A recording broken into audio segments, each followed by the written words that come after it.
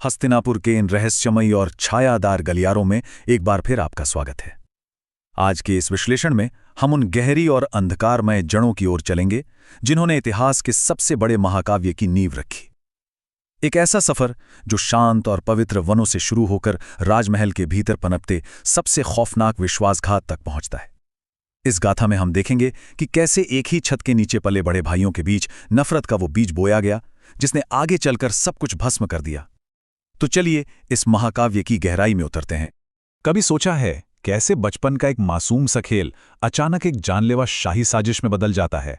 राजमहलों के आंगन में गूंजने वाली बच्चों की खिलखिलाहट कब और कैसे मौत के सन्नाटे में तब्दील हो जाती है? ये महज कोई पुरानी कहानी नहीं है। ये सत्ता, शक्ति और इंसानी दिमाग की सबसे जटिल परतों का एक गहरा अध्याय है। इस महाकाव्य की असली शुरुआत किसी युद्ध के मैदान में नहीं, बल्कि बचपन की उस गहरी दुश्मनी से होती है जो बहुत खामोशी से पनप रही थी। ये दुश्मनी रातों रात नहीं पैदा हुई थी। इसे बचपन के हर उस क्षण में सींचा गया था जो पांडवों और कौरवों ने साथ बिताए। शुरुआत होती है वन में राजा पांडु की दुखद मृत्यु और उसके बाद माद्री के सती होने से। ये वाकई हृदय विदारक घटनाएं थीं। इसके तुरंत बाद कुंती अपने 5 पुत्रों को लेकर वापस हस्तिनापुर लौट आती हैं। अब जरा उस माहौल की कल्पना कीजिए। एक विशाल राजमहल और उसमें एक साथ बड़े हो रहे हैं 5 सौतेले भाई और 100 कौरव। ये कोई साधारण पारिवारिक पुनर्मिलन नहीं था। ये 2 बिल्कुल अलग दुनियाओं का एक छत के नीचे आना था, जहां हर गुजरते दिन के साथ एक नया संघर्ष जन्म ले रहा था। और इस पूरे संघर्ष के बीच हस्तिनापुर के प्रांगण में जो एक चीज सबसे ज्यादा गूंजती थी, वो थी भीम की असीम और खौफनाक शक्ति। भीम की ये ताकत कोई सामान्य ताकत नहीं थी। वो किसी को रोमांचित करती थी तो किसी के भीतर गहरा खौफ पैदा कर देती थी। मल्लयुद्ध यानी कुश्ती में तो वो बिना किसी प्रयास के कौरवों को पछाड़ देता था। खेल खेल में विशाल पेड़ों को वो इतनी जोर से हिला देता था कि उन पर चढ़े हुए कौरव पके हुए फलों की तरह धड़ाम से नीचे गिर पड़ते थे। कभी कभी तो वो मजाक में अकेले ही कई लड़कों को एक साथ हवा में उठा लेता था।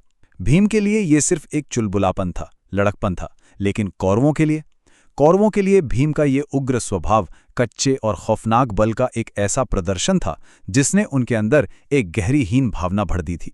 और बस यहीं से राजमहल के अंधेरे कोनों में दुर्योधन की नफरत का वो खतरनाक बीज बोया गया। सूरज की रोशनी में खेले जाने वाले इन मासूम खेलों के बीच एक बहुत ही खतरनाक ईर्ष्या खामोशी से अपनी जड़ें जमा रही थी। एक तरफ है भीम, बिल्कुल बेफिक्र, चंचल और अपनी असीम ताकत से पूरी तरह अनजान। उसे किसी से कोई बैर नहीं है, वो बस अपने बल का आनंद ले रहा है। और दूसरी तरफ है दुर्योधन, अंधकार से भरा हुआ, एकदम शांत, लेकिन भीतर ही भीतर ईर्ष्या की भयंकर आग में जलता हुआ। ये नायक की शारीरिक शक्ति और खलनायक के मानसिक पतन का एक बहुत ही स्पष्ट विरोधाभास है।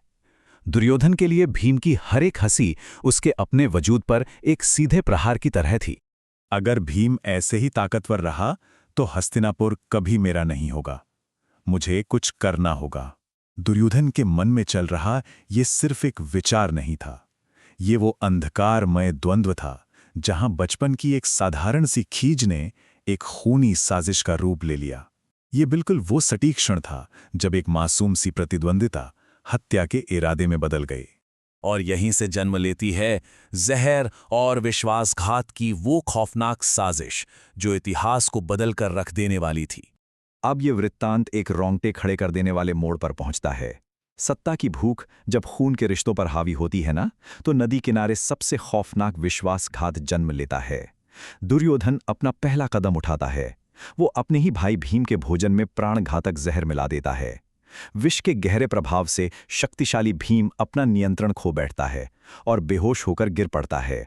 और फिर उस बेजान और निढाल शरीर को बड़ी ही बेरहमी से गहरी और तेज बहती नदी में फेंक दिया जाता है।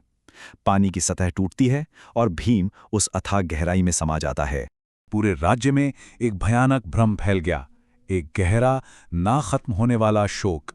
हस्तिनापुर ने यह मान लिया कि उनका सबसे शक्तिशाली राजकुमार भीम अब मर चुका है और हमेशा के लिए खत्म हो गया है। दुर्योधन की वो खौफनाक साजिश सतह पर पूरी तरह से सफल होती हुई दिखाई दे रही थी। लेकिन गहराई में मौत नहीं, बल्कि रहस्यमयी नागलोक का एक वरदान इंतजार कर रहा था। नियति का खेल अभी खत्म कहाँ हुआ था। ये कहानी अंधकारमय थ्रिलर से निकलकर अब एक ईश्वरीय और पौराणिक यथार्थ की ओर मुड़ती है। नदी की गहराइयों में, पानी के अथाह तल में बसा था एक चमकता हुआ रहस्यमयी साम्राज्य, नागलोक, जहां नागों का शासन है। ये एक ऐसा दिव्य क्षेत्र है जहां इंसान की पहुंच नहीं, लेकिन जहां नियति उस गिरे हुए राजकुमार के लिए एक बिल्कुल नया रास्ता तैयार कर रही थी। और फिर एक चमत्कार होता है। डूबता हुआ भीम जब नागलोक पहुंचता है तो वहां मौजूद रहस्यमयी नाग उसे डस लेते हैं। लेकिन यहां पौराणिक कथा का सबसे अद्भुत विज्ञान काम करता है। जो नागविष जानलेवा होना चाहिए था, वही विष भीम के शरीर में पहले से मौजूद जहर को पूरी तरह से बेअसर कर देता है। जहर ने जहर को काट दिया। जो जीव मौत का कारण माने जाते हैं, वही भीम के लिए सबसे बड़े जीवन रक्षक बन गए। 10,000।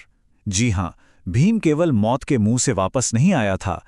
नागलोक के देवों ने उसे एक ऐसा अलौकिक वरदान दिया जिसने उसे लगभग अजय बना दिया। उसे 10,000 हाथियों का महाबल प्राप्त हुआ, एक ऐसी शक्ति जिसे मापना मानव बुद्धि के परे था। और फिर होती है एक ऐसी चौंकाने वाली वापसी जिसने हस्तिनापुर की नींव हिला दी। कहानी अब अपनी पूरी रफ्तार पकड़ती है। गहराइयों से उठकर एक नया और भी अधिक शक्तिशाली नायक वापस उसी दुनिया में कदम रखता है जहां उसके हत्यारे उसके शोक का झूठा नाटक कर रहे थे। कल्पना कीजिए उस पल की जब भीम हस्तिनापुर के मुख्य द्वार पर जाकर खड़ा होता है। दुर्योधन की आंखों में जो पूर्ण स्तब्धता और अकल्पनीय खौफ था, वो देखने लायक था। जिसे उसने अपने हाथों से मारा था, वो न केवल जीवित है, बल्कि उसकी नई अजेय शक्ति अब उसके चेहरे से साफ झलक रही है। हत्या की वो पूरी साजिश दुर्योधन पर ही सबसे भयानक तरीके से उल्टी पड़ गई थी। इस एक घटना ने समीकरण पूरी तरह से बदल दिए। तो अब आगे क्या होता है? इसी उथल-पुथल के बीच महाकाव्य में प्रवेश होता है एक महान गुरु का, गुरु द्रोणाचार्य। और इसके साथ ही शुरू होती है राजकुमारों के लिए अस्त्र-शस्त्र की सबसे कठिन और कठोर शिक्षा। बचपन का वो मासूम समय अब हमेशा के लिए पीछे छूट रहा है और युद्ध कौशल को निखारने का समय आ गया है। लेकिन जाते जाते एक बहुत ही बेचैन कर देने वाले सवाल पर सोचकर देखिए। अगर बचपन की एक साधारण सी ईर्ष्या जहर और हत्या के प्रयास तक पहुंच सकती है, तो जब ये राजकुमार पूरी तरह से सशक्त होकर युवावस्था में कदम रखेंगे, तब वे अपने साथ कौन सी भयानक विभीषिकाएं लेकर आएंगे? ये सवाल इस महाकाव्य के अगले हिस्से के लिए एक गहरी और डरावनी नींव रखता है। आज के इस विश्लेषण में बस इतना ही। इन सवालों पर विचार जरूर करें, क्योंकि महाभारत का असली खूनी संघर्ष तो अभी बस शुरू ही हुआ है।